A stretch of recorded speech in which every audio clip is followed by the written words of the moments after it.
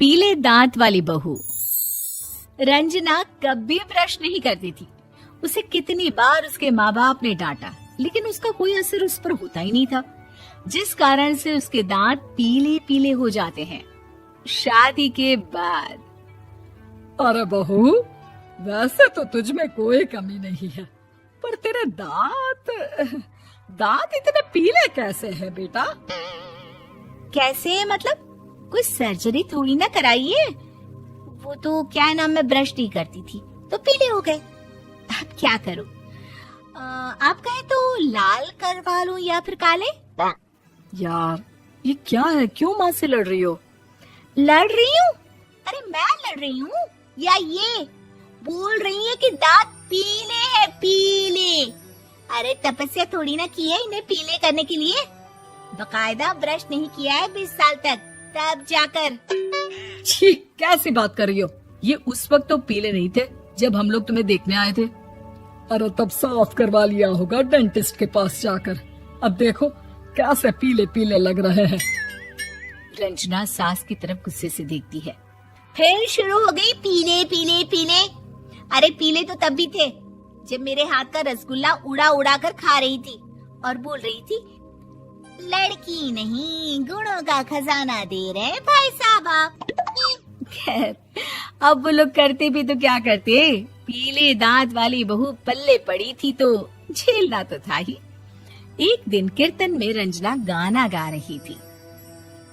अरे कमला बहन, माँ का द्वार है, यहाँ तो सब शुद्ध होकर आते हैं, फिर अपनी बहू को ब्रश भी नहीं करवाती तुम। दूर से पीले पीले दांत भक्ति में बाधा उत्पन्न कर रहे हैं। अरे कोई 2 साल की बच्ची थोड़ी ना लेकर आई हूँ मैं बहू बनाकर। अच्छी खासी लड़की है, अरे कैसे करवाऊं ब्रश? ये तो उसे खुद करना चाहिए ना। अब माँ बाप तो इसके जैसे तैसे निपटा दिए, ये नहीं सोचा कि सास कैसे संभालेगी। सास बहू को लेकर घर आ जाती है, लेकिन सोच लेती है कि अब इसे लेकर कहीं नहीं जाएगी। अगले रोज बहू कहती है, अरे क्या हो गया, मंदिर नहीं जाना क्या? कीर्तन का वक्त हो रहा है। मेरी मधुर वाणी से कान्हा जी जागते हैं और सोते हैं। आप तो जानती है ना उनकी भक्ति में कितना मन लगता है मेरा। वो क्या है ना, तबीयत ठीक नहीं लग रही है मेरी, आराम करूंगी मैं। तबीयत ठीक नहीं लग रही? अभी तो मिथुन के गाने पर नाच रही थी आप, और अब बोल रही है कि तबीयत ठीक नहीं लग रही। अरे भक्ति में मन लगा लो सासू माँ, ऊपर जाना है, क्या मुंह दिखाओगी आप? हाँ? सास को बहू की बात पर गुस्सा आ जाता है। मैं क्या मुंह दिखाऊंगी, इसकी चिंता तो ना कर, समझी? अपने मुंह की चिंता कर, जो ये पीले पीले दांत लेकर हर जगह पहुंच जाती है। पता है लोग कितना मजाक बनाते हैं। ना जी ना, मैं नहीं जाना कहीं तेरे साथ।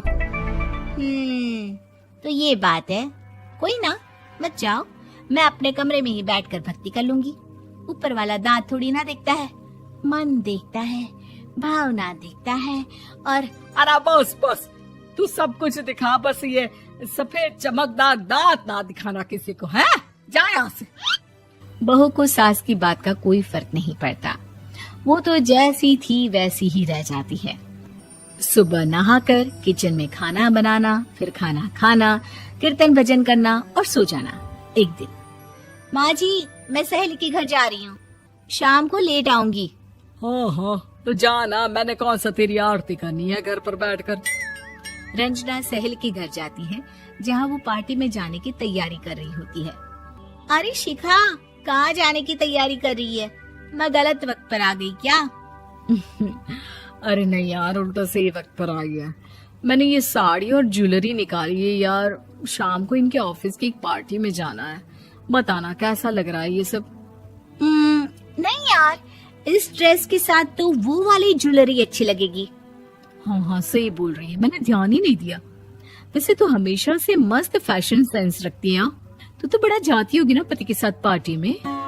रंजना कुछ नहीं बोलती, बस सोचती है कि यार काश ये बात सही हो जाती, पर मैं क्यों नहीं जाती पार्टी में? क्या इन लोगों की कोई पार्टी होती नहीं होगी? रंजना घर आती है और रात में पति से सवाल करती है, एक बात बताइए, आप मुझे किसी पार्टी में क्यों नहीं ले जाते? क्या आपकी यहाँ ऑफिस में पार्टी नहीं होती? पति बेचारा क्या कहता कि दांत पीले हैं तुम्हारे इसलिए। अरे कोई पार्टी होती नहीं हम लोगों के ऑफिस में, तो कहाँ से लेकर जाऊं? और मार्केट, मॉल, कहीं वीकेंड घूमना, कहीं तो। अरे यार सारे हफ्ते में एक छुट्टी मिलती है, तो सोचता हूँ कि आराम ही कर लूं। क्यों? रंजना मन मार के रह जाती है।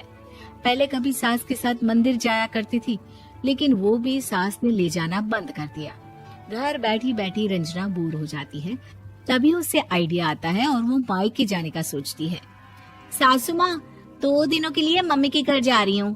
अच्छा ठीक है, आराम से जा। और हाँ, माँ से कुछ अच्छी आदत सीख कर आना कि कैसे शरीर के हर भाग की तरह दांतों की सफाई भी जरूरी होती है, समझी? शुरू हो गई ना आप। वो लोग आपकी तरह नहीं है कि छोटी छोटी बात का बतंगड़ बना दे। उन लोगों के लिए मैं मायने रखती हूँ, ना कि मेरे पीले पीले दांत। रंजना माँ को बिना बताए उन लोगों को सरप्राइज देती है, लेकिन जैसे ही वो दरवाजे पर पहुंचती है, अंदर देखती है कि घर वाले कहीं जा रहे होते हैं। अब माँ, काश रंजना दीदी के दांतों वाली प्रॉब्लम नहीं होती, तो वो भी हम लोगों के साथ चलती ना बुआ जी की बेटी की शादी में। हाँ बेटा, लेकिन अब उसे कौन समझाए कि उसको उसके पीले दांत नहीं दिखते, लेकिन उसके आसपास के लोगों को कितना एम्बैरेसिंग फील कराते हैं। मुझे तो कितनी बार उसके स्कूल की टीचर ने शिकायत की कि उसके साथ कोई लड़की बैठना भी नहीं चाहती, और ना ही कॉलेज में कोई उससे बात करना चाहता था। लेकिन पता नहीं क्यों उसे ये बात समझ में ही नहीं आती। कोई कमी नहीं है उस लड़की में, बस यही कि दांत पीले हैं। वो तो भला हो जीजा जी और उनकी माँ का, जो दीदी को जैसी है वैसे ही रखा हुआ है। रंजना को अपने घर वालों की बात सुनकर बहुत दुख होता है। वो सोचती है कि वो क्या करे, लेकिन फिर वो सीधा डेंटिस्ट के पास जाती है, अपने दांत चमकाती है और कसम खाती है कि वो रोज ब्रश करेगी। अरे क्या हो गया? तुम तो 2 दिनों के लिए गई थी ना। पर कोई ना, अच्छा है, चलो आ गई तो। रंजना सास के सामने आकर खड़ी हो जाती है और पूरी स्माइल करती है, उसके चमकदार दांतों को दिखाती हुई। हैं? चले मंदिर। माँ, मुझे माफ कर दीजिए, मैंने आप लोगों को बहुत एम्बैरेसिंग फील करवाया। मैं आज से रोज ब्रश करूंगी।